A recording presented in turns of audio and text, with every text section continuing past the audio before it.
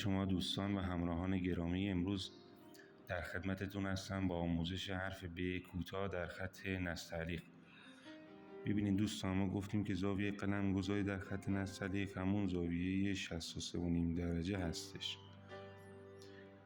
ما در راستای همین زاویه حرکت میکنیم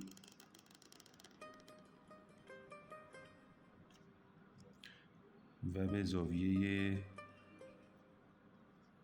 90 درجه میرسیم.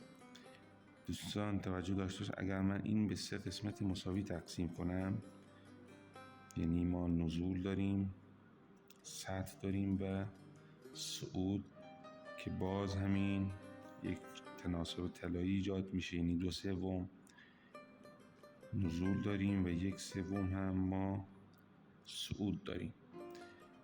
ارتفاع حرف ب از این دوتا قله تقریبا نصف نقطه میشه و طول این حرف هم تقریبا، حالا بستگی به جاهای مختلفی که قراره نگارش بشه، اما در کل همون 5 نقطه هستش. ممنون میشم که ما رو سابسکرایب کنید، بهمون انگیزه بدید تا بتونیم کلیپ‌های بیشتری رو برای شما عزیزان آماده کنیم.